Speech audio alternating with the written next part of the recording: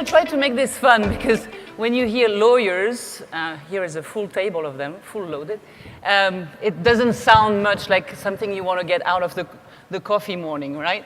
This is for you. So here we are. We have three absolute powerhouses, Marwa, Sarah, and Rajwa. No, that's it?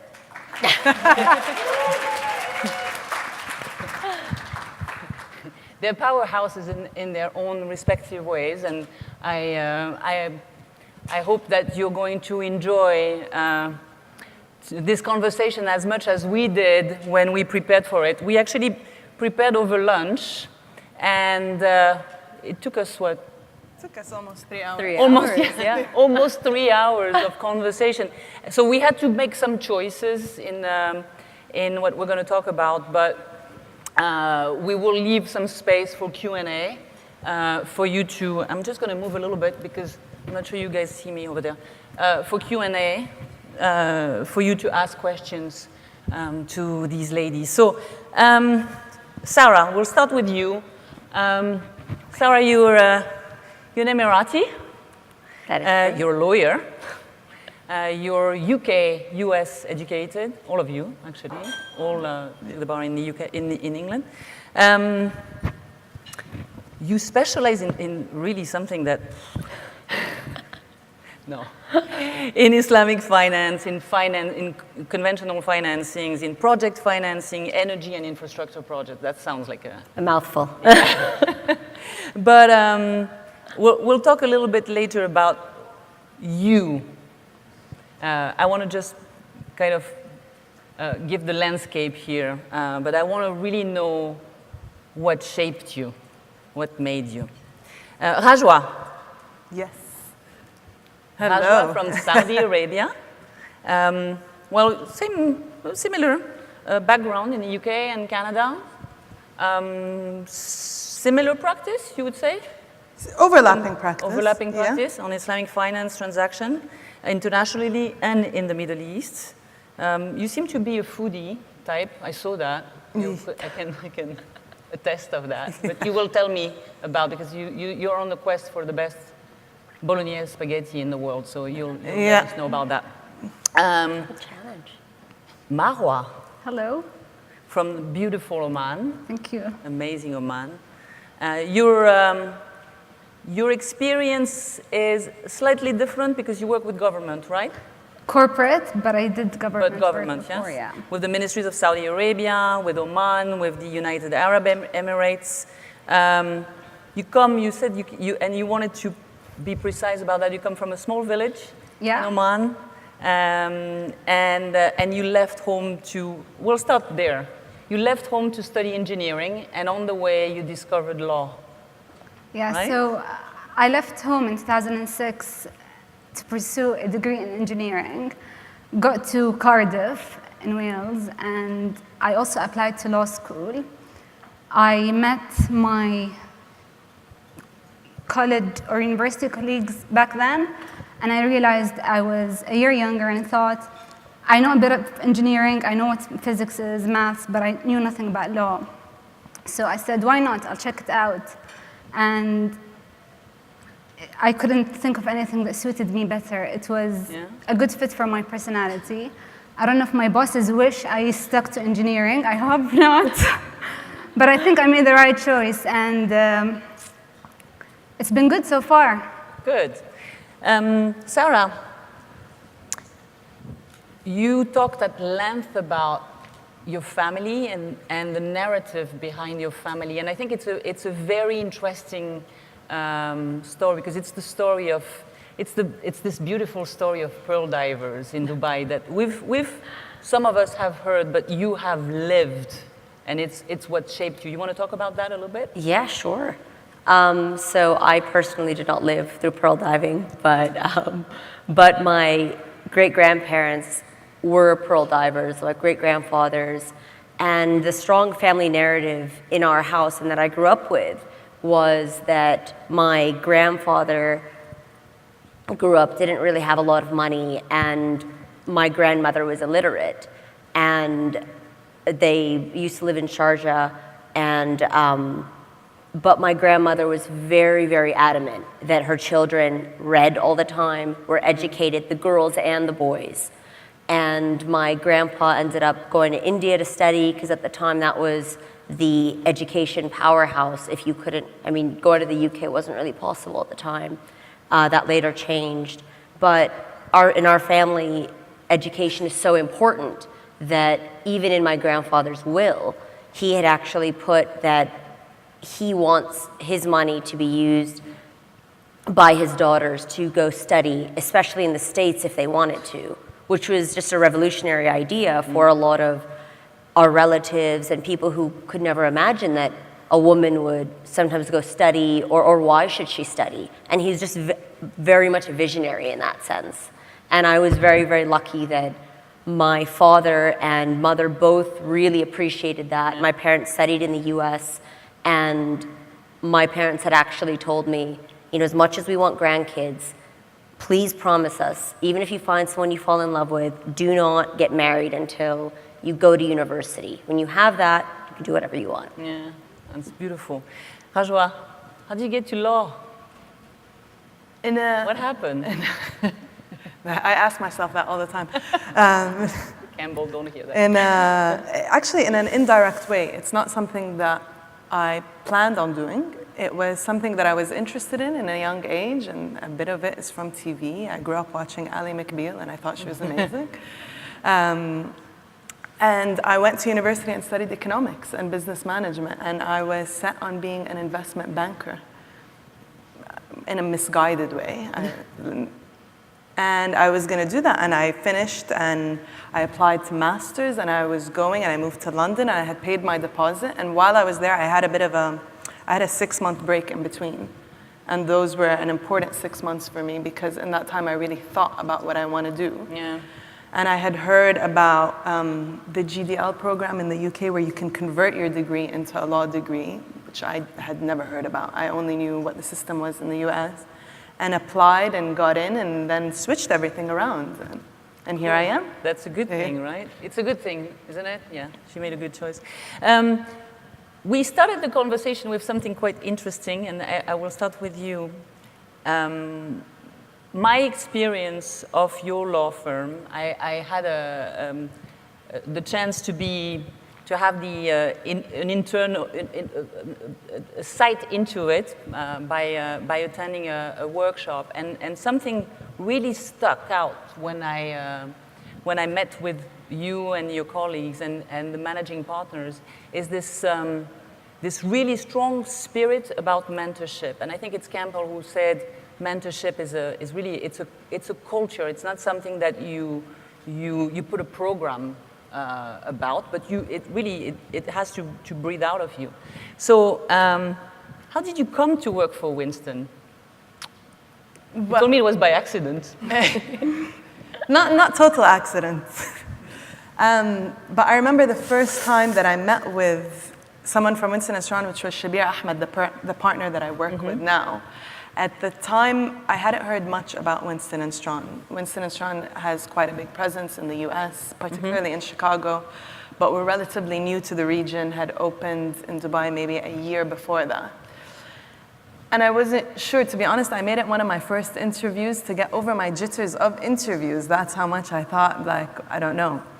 And I met with Shabir for a coffee, and it was initially, I thought, a coffee, 20 minutes, half an hour, and we spoke for about 2 hours. And I remember walking out of that meeting, and I called the recruiter and said, "You were right. I want to work with this man." What was it that struck your heart? There was an interest in the field and an interest in me that I felt, and an interest in developing me that came across very strongly. And I thought, this is a person that I can learn from. Yeah. Regardless of what happens in the future, this is a great opportunity to work with this man. And then from that, I met with Campbell, I met with other people, and there is a culture of that. Yeah, that's the culture of mentorship. Shabir is not an anomaly in our firm. Yeah. You had an interesting experience as well in the way you came about, because you both worked in different settings before. So you wanna share? So speaking of some of the strong partners at Winston, I actually worked with two of the partners in at my previous job, so Shabir Ahmed and Campbell Steedman. And both of them have a very strong initiative of mentoring and guiding and advising, especially their junior staff, to becoming strong, capable lawyers. So after working closely with them in a professional capacity and just getting guidance from them throughout my career, once they had moved, I decided to join Winston as well. You know, there's a lot of really great firms in the UAE and globally, you know, but if you find a firm that nurtures you and really helps you excel, I think that sometimes takes precedent because you come out a much better lawyer. Yeah. You mentioned, the three of you, that you were very dedicated to passing the baton to the interns, right? Yes. As well. So that's good. So let's talk about the elephant in the room. Are you special? You're all GCC nationals. You're women. Yeah. In a US law firm with a bunch of guys. Are you special? There are women Did they too. make a special case for you? Are we talking good special or bad special? Because it could be either You way, see, right? is there more? Is there more and more of you? Because, you know, let's face it. There's stereotypes, right? There's stereotypes about women. There's stereotypes about women in male environment, and there's definitely stereotypes, and we discussed it, about GCC nationals. And I think it's important to have your experience about that, because we're in a time of, we talk about Emiratization, like it's you know, but what it is. Well, I was going to say I think those are definitely topics we can discuss separately, like stereotypes but just, I mean, are we special in short? No. You know, I mean, very small examples. I have to my right and left two intelligent, highly educated, very capable women working in the legal sector. Yes. So you know, just to answer your question, no. In the UAE, there are a lot of, you know, women like us and even more talented in the UAE. But that's one reason we're here, and all three of us really took this opportunity to be here, because, you know, to be here to be examples that we are young, and it is possible to enter into and to excel in highly competitive fields, whether it's law, whether it's investment banking, whether it's medicine, anything. So we're just here to be examples, really. And especially as an Emirati, where there's approximately only 2 million of us, and there's about almost 10 million people in the UAE, and 8 billion people globally, you know, I personally think it's important that I be present and show people that anything is really possible if you work hard. And to add to what Sarah's saying, I agree, we're not special. There are plenty of us who are willing to work hard. It's a matter of looking for opportunities and being presented with opportunities. And that's why I'm always grateful for being at a firm like Winston, because I was given an equal opportunity. I was recruited because I was suitable for that position. It just happened that I am Omani with an English qualification, but I know that that wasn't the main reason I was hired, or no reason at all. It is a bonus, especially when working in this region and with the government, but that's not the reason I was hired. I was hired because I'm suitable. So there are opportunities out there, explore them. They're not coming to you, you need to find them. Yeah, I think that's very true. I think it's doing the extra bit. I think Marwa, part of how she knows the firm is because she randomly emailed Shabir when he was at a different firm. Oh, really? Yeah. In 2011, I didn't want to work. I heard about something called gap year. And my mom and I had a huge argument about this because she thought it was a fancy term for unemployed. And I got really bored because I didn't know what to do in a gap year. I asked people, what do you do in a gap year? And they said, you travel alone. And there's no way I can travel alone because it doesn't make sense to me personally. I need someone to talk to. And I don't want to go to my mom saying I'm bored, so I randomly was emailing partners from different law firms saying, hi, this is me, this is what I want to do you want to meet me? And Shabir was one of the people who replied, and we stayed in touch, and then I was fortunate to meet Campbell. And same thing, there was genuine interest in investing in my career development and giving me an equal opportunity.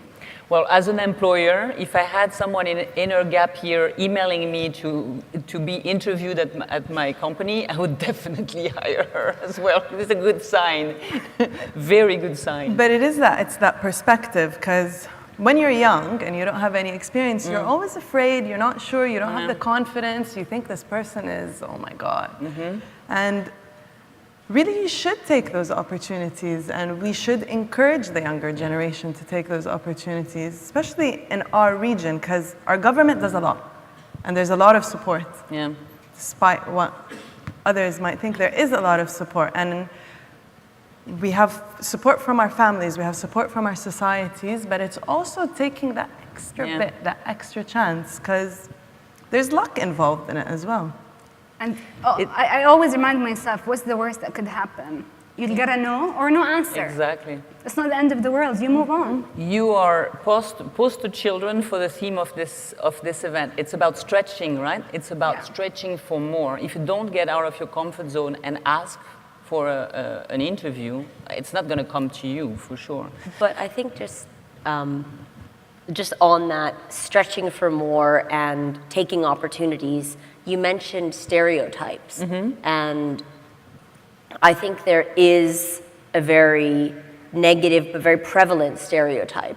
I can speak in terms of a stereotype about Emiratis, unfortunately, is that Emiratis are lazy, and that especially Emirati women, they're lazy and they're princesses, and we think we're going to get, you know, the highest CEO or really highly competitive positions for, you know, half the work and twice the pay, you know, and so people are always hesitant.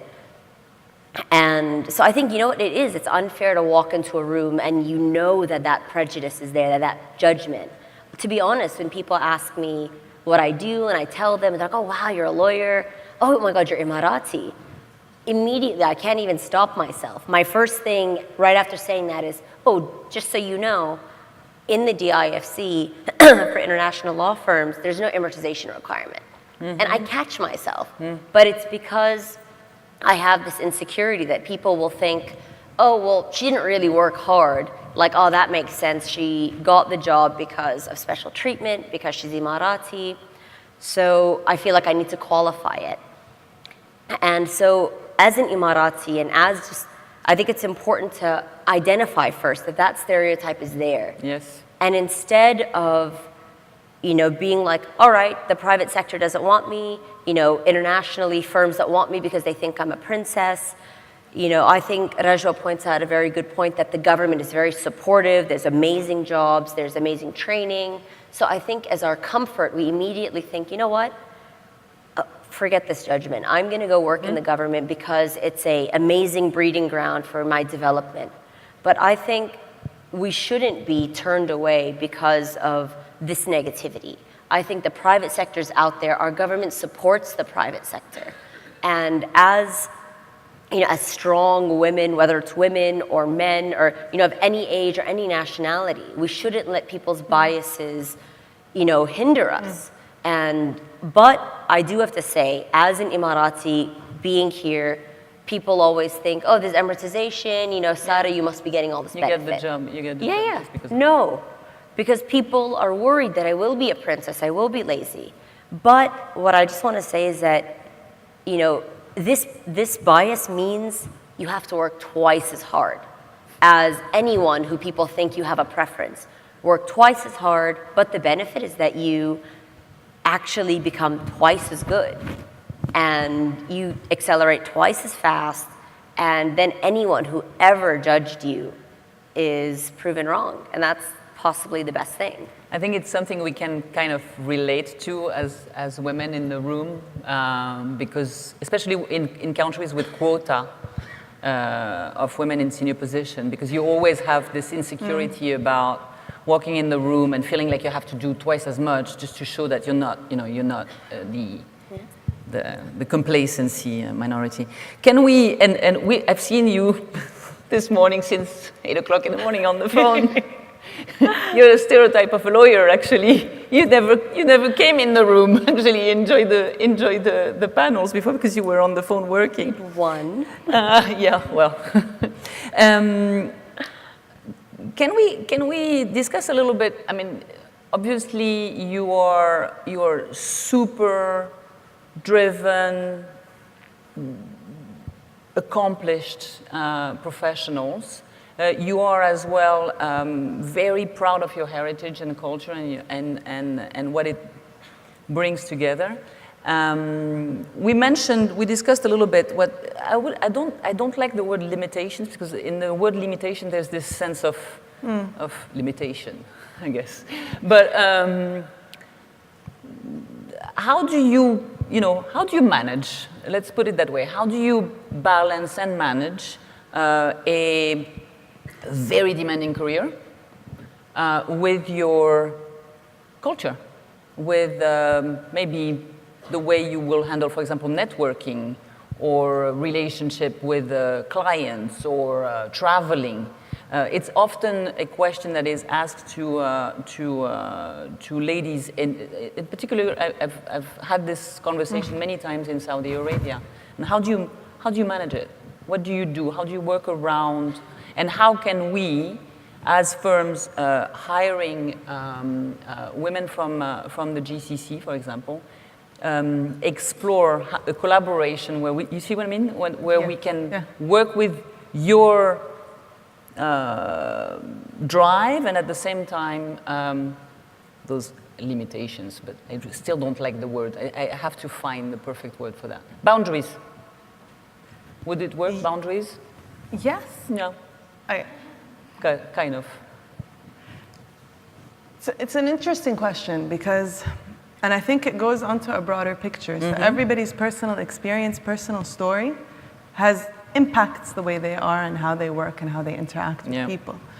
And from our side, of course, our culture and our families and our society impacts that. Personally, I think it brings a lot more benefit than it brings any type of hindrance. And there are certain things, you asked us earlier about traveling, dealing with clients. Oh yes, yeah. And do you think that because you're a woman, the way you deal with clients is slightly different than how a man will deal with clients? And I think that's true, but that's just in any circumstance, in any type of event between men and women. So it's important, I think, to recognize these things and then you work with it. So my approach when I'm dealing with a client, if it's a male or a female, was slightly different at the beginning, but at the end I reached the same place. The same place, yeah. It's how you approach the relationship, and I think it's more about me as a personality, as Rajwa, not that I'm Rajwa or that I'm Saudi or that I'm female. It's just me as Rajwa, and I will be dealing with you as Sophie. And we are two people, and if we get along, we get along, and if we don't, I will try my best to get along with you, because at the end of the day, I need to work with you. So that's my experience on that. I think more generally in terms of, you were asking about, certain issues you face, how do you deal with it, if there's any limitations. To be honest, I think the first and most important thing is sometimes just ask questions. Like, if you're at a position in your career where you're trying to balance work and family life, or you're trying to excel to become a partner, or anything really, I think we have the amazing power of the internet. What I personally do is I'll go on LinkedIn, I'll try to find women in positions, just professionally, I'll try to find women in positions that I'm aspiring to, and I'll just ask them and be like, hey, I'd really love to speak with you. You have this many years of experience. Is there any advice you would give to someone who's working in this sector? And you'd be surprised at how many people want to give their feedback. They have the benefit of hindsight. I'm going to be the first to say I don't know everything. I definitely don't do everything right. sometimes just ask. And that's the beauty, again, I'm gonna repeat it this whole session, of mentorship, of seeking a mentor. You know, it's all trial and error and all experience. And sometimes things are hard to figure out on your own. Yeah, for sure. That's why mentorship is so important, Yes. right? So what's your strategy to grow your career in the context of your, you know, your culture? For example, we discussed over lunch networking or traveling. It's going to be slightly different than for a Western girl, for example. Well, that's true. I think something that is very important, and you could both say, you know, say your view. I think there's different limitations, especially in the Arab world, sometimes on women than men. I think it's first important to acknowledge it and to understand that, you know, perhaps some people have grown with a bit more conservative background, or where women aren't generally, it's not very normal to travel.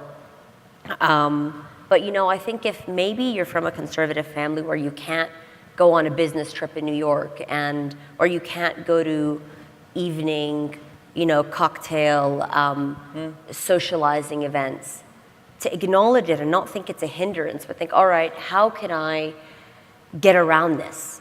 And if you can't go to the business trip, you know, try to help plan, show your firm that you're interested in taking part in everything. If you can't go to the evening drinks event, because some people, you know, feel uncomfortable around, you know, drinks, and that's fine, you know, prepare before it, or try to organize different events.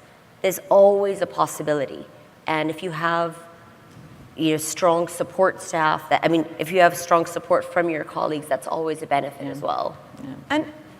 And companies that are in Dubai acknowledge that this is part of the society and this part of the culture. So it's not, you're not stating something that is completely out of the blue. I think there is an understanding from organizations, and organizations that are truly interested in you and want to develop you will work with you to figure out something else that will work. But you also have to show that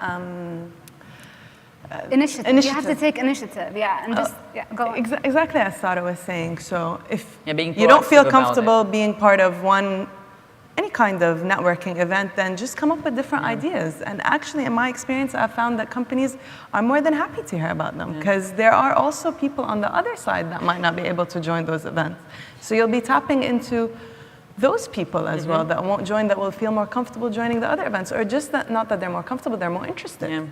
So in addition to acknowledging the limitations and figuring out how to work around it, it's very important to communicate any challenges you're facing, even if it's on a personal level, but that might hinder your career, with your seniors, because they're there to support you. They're there to help you work it out. They're not there to create obstacles. And limitations will always be there. Obstacles will always be there. It's down to you whether you put more limitations, take a U-turn, and sit back, or figure a way around to pass it. A question around the survey. In the survey, there was something about social pressure in Gulf culture, but for both actually men and women, different type of pressure. One was more financial, one was more community, family-based. Is it a perception or is it a reality for you? Both. You want to expand? One of you cares? I think it's important to acknowledge that, like Rajwa very rightly says, we do have a very strong, very different culture. You know, it's not wrong or right, or it's our culture and we should be proud of it. But we need to understand it as well, and we need to make people around us understand it. You know, sometimes if something is being done in, you know, at a government level, you know, sometimes there may be a talk in a majlis, and you shouldn't get upset at that, but you need to work hard and be proactive, because if you're proactive in a deal, people will be less inclined to have a side discussion. And maybe as a woman, you won't feel comfortable to have your male client feel like he can, you know, call you all the time, because there's that perception that, you know, like it's not appropriate.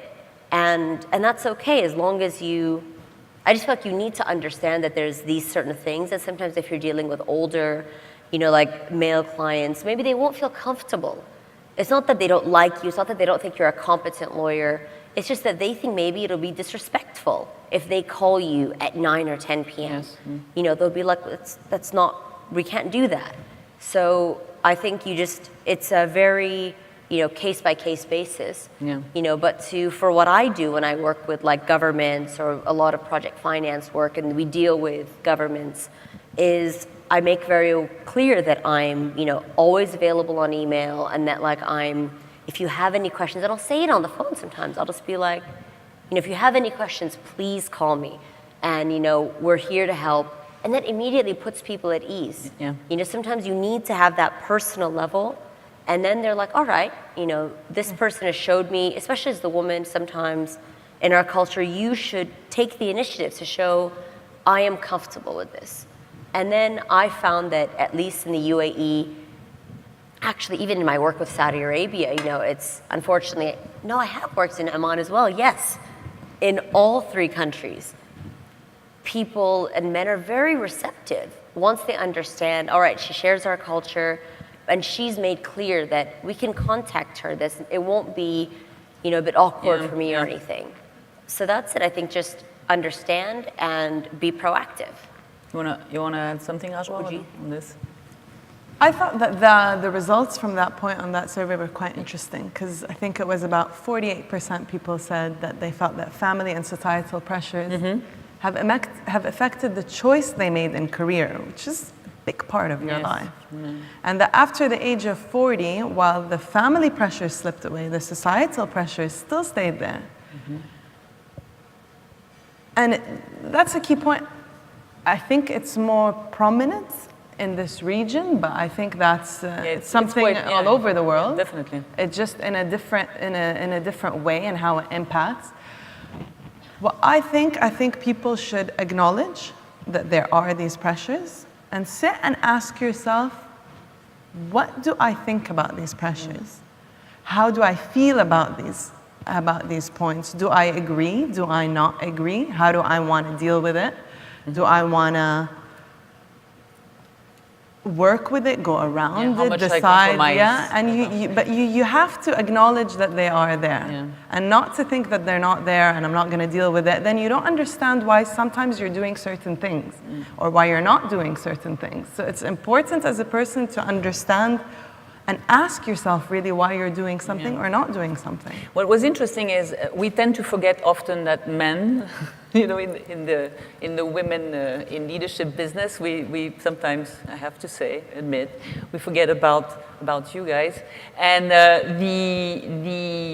the pressure was very obvious as well in the survey, and it was it's another type of pressure. It's financial, and it's a pressure that never goes away at any age. So let's come back to just quickly about the family. You talked about family, and we talked about double standards. It's another elephant in the room.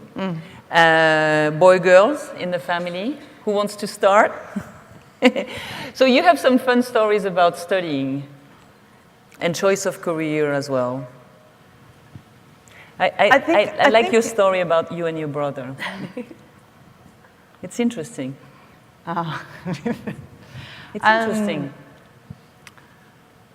I think for us, it's very, in my family at least, I always felt that there was an equality between us. I think that there was an equality in terms of opportunities, which is very important. But more importantly, there was an equality in terms of expectations and what was expected of us. I wasn't expected as a woman that, Wallah Rajwa, your goal is to marry and then and have kids and live a happy life that way. The expectations similarly of my brothers to work, to study, to work, to build was there for both of us. Now the difference between the two of us, and this is I think that again we say societal pressures and familiar pressures, how it impacts men in our society. For my brothers, their expectation was always that they'll join the family business. Yeah. So from a very young age, it was that you would study this because this is towards the family business. And when you graduate from university, you'll go and work in the family business. And they did that exactly. While for me as a woman, the sector that our business was in, it was just, I couldn't work in that field. It wasn't that they did not want me to work, but it was just not possible. So Rajwa could do whatever she wanted. And before I felt really left out. Yeah. And I felt that that's not fair. Why can't I be involved? But actually it was a blessing in disguise Yes. because I was able to figure out what I want to do, and I did what I want, and here I am today. And I don't think I would have done this if from the beginning, also from a young age, that I was going to go into this business, and that's how much I thought. So it's very important to see how that impacts the men in our society as well. You said you resented it initially, and then you realized that. Yes, because I felt, well, why not me? I mean, I could do it too. Yeah, interesting. In my family, I mentioned that education is very important, but even in terms of anything else, as children, I remember a very specific moment where my brother and I, there's a year difference, and I'm one of 7. The oldest of our siblings is a boy as well. And I just remember once my brother wanted to go out and was gonna miss curfew, which was 9 p.m. promptly.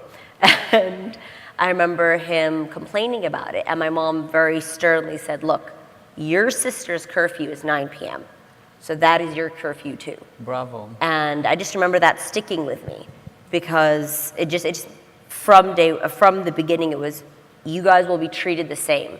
Maybe in society there may be some differences, but in our house you are treated the same.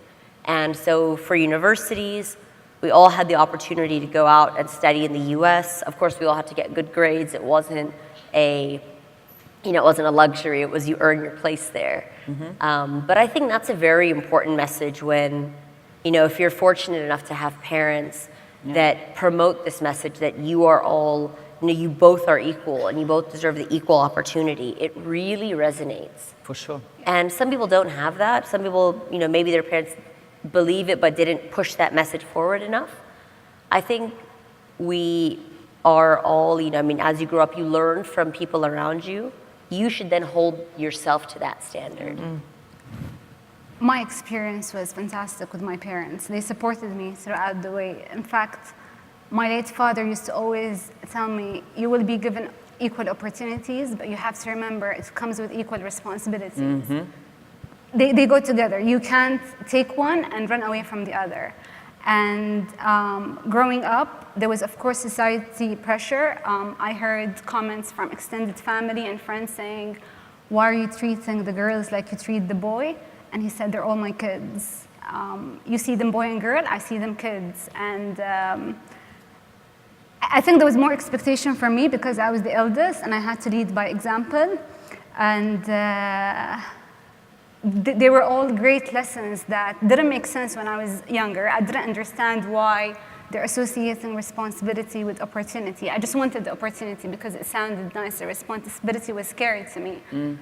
But now I carry these values with me day on day, and it's really, really important. To every parent, I would say, you have to remind your kids that you have to give your kids opportunities, but always remind them that it comes with responsibilities. And that was since I decided to go to university. My parents had no influence over what I wanted to study. The message was always, at the end of the day, this is your life, this is your career. We're here to guide you, we're here to advise you, and you have to be responsible for the decisions you make. So you can study whatever you want to study, but don't run to us later crying, saying you're not happy. And that's very important. Yes, it is. So it's actually a good question. Where are you today? Who wants to start there? It's a bit of a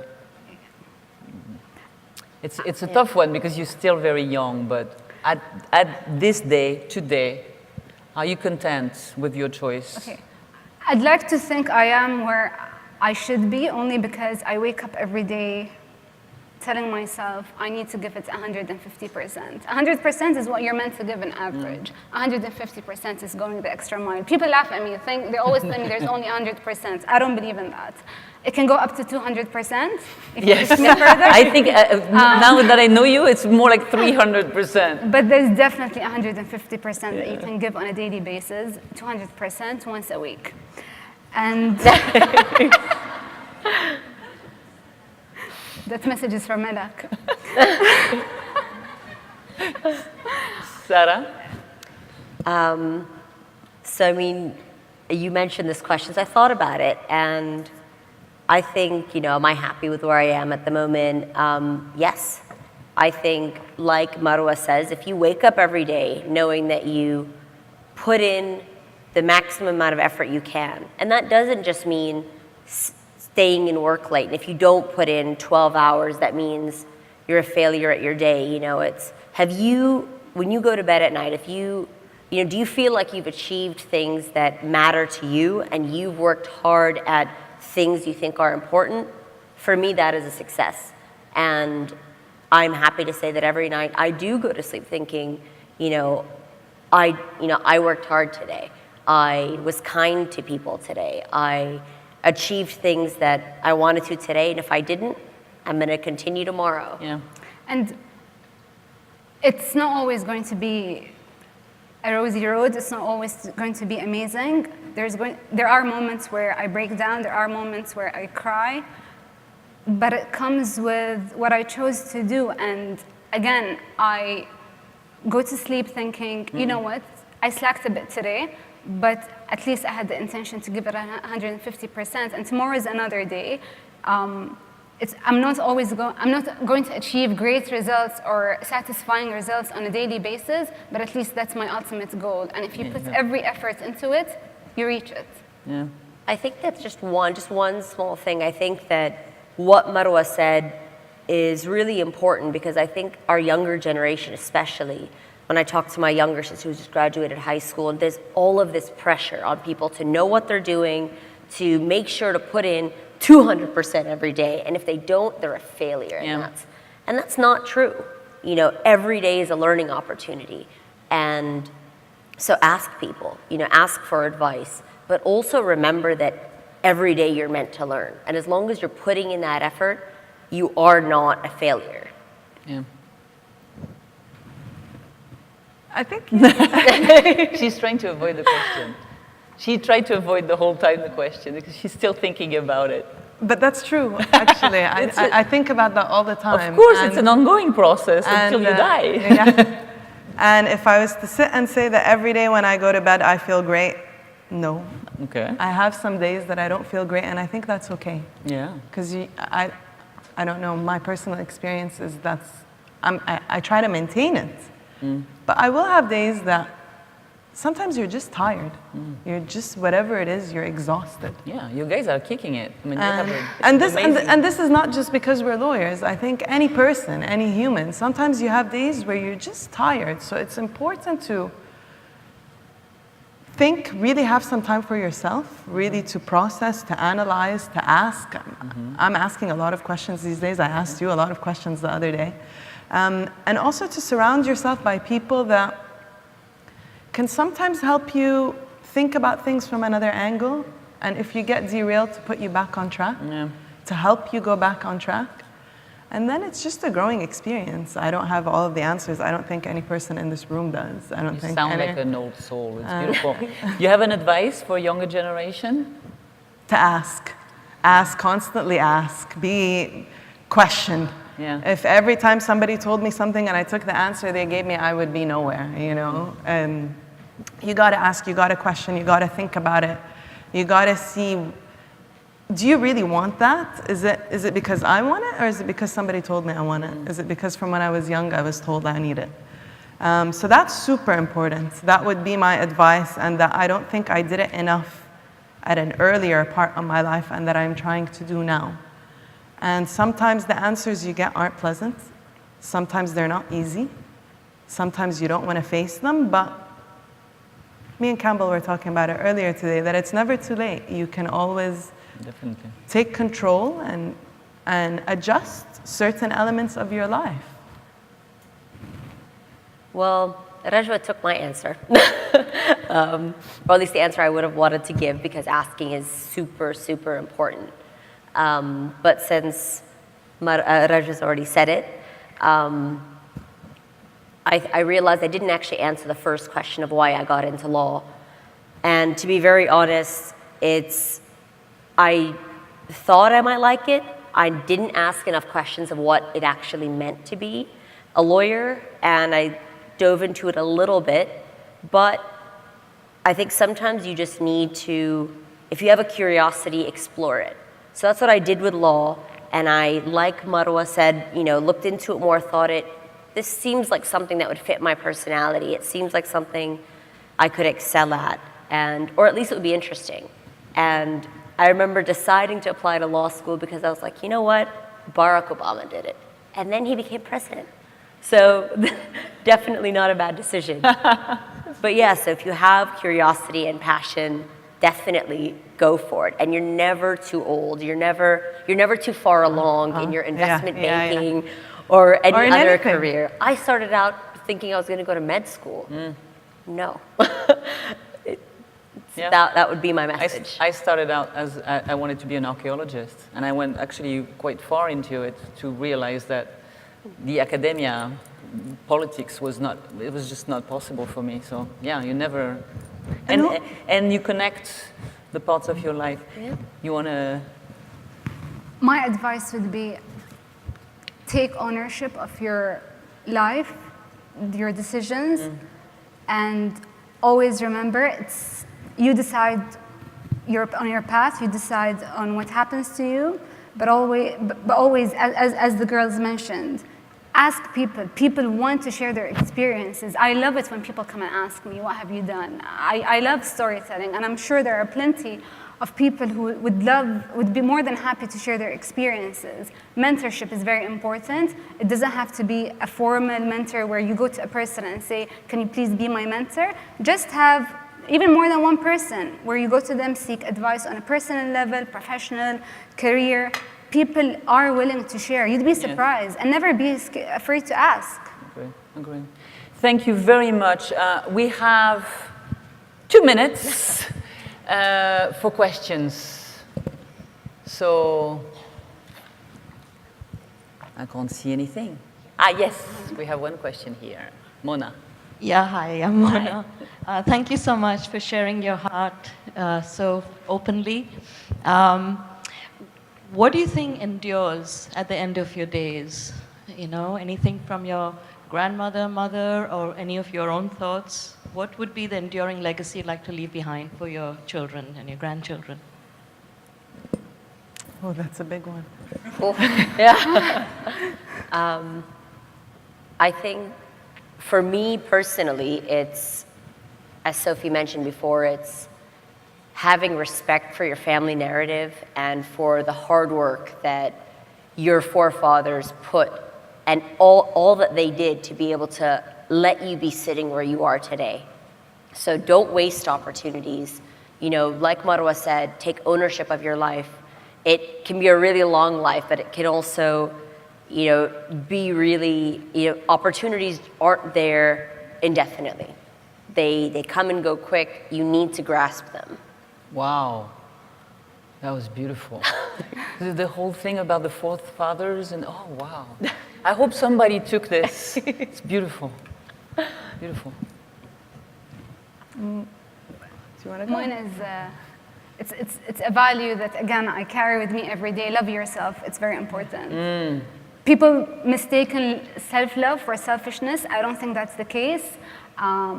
I wake up every day telling myself I am the most important person in my life. And that's a push for me because I am. I shouldn't expect anyone to put me first. I have to put myself first in my life.